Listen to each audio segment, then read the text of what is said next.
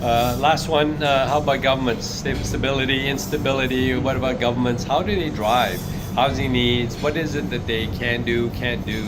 Like, I'm not going to buy in Turkey, for instance, but as we talked about earlier, you want to buy in UK, you want to buy in Australia, Canada, US.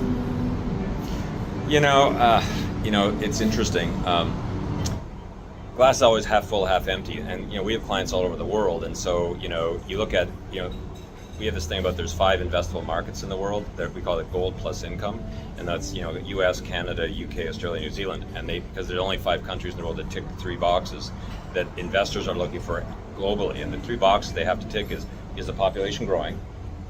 Do you have rule of law, which for lack of better words, you can't bribe the judges, sort of thing, and is there a relatively stable democracy?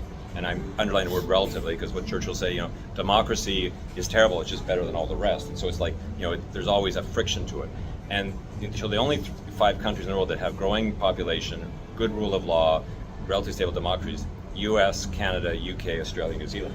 And so we're seeing everybody else in the world wanting to put money into there for income producing real estate, gold with income, because they see them as safe and stable. And you're seeing more and more of these markets getting blocked. Like we're in Singapore, which is also kind of like that we call this a benevolent dictatorship. That's a long conversation.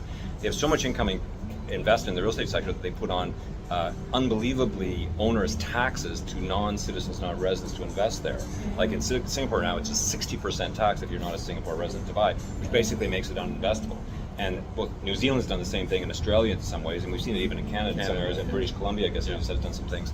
And that's right. And so we're seeing that Switzerland has had it for a long time, that if you weren't a Swiss citizen, you literally couldn't buy real estate in some ways and stuff because they had so much money come in, where real estate in Switzerland was seen as gold with income. And so, we see right now a real drive for solid income producing real estate in the US, Canada, UK, because there's still open markets for non-citizens in the rest of the world to put their money in there, and they see it as safe and stable. Although if we're sitting there, we see instability in the UK politically, or instability in Canada, instability in the US.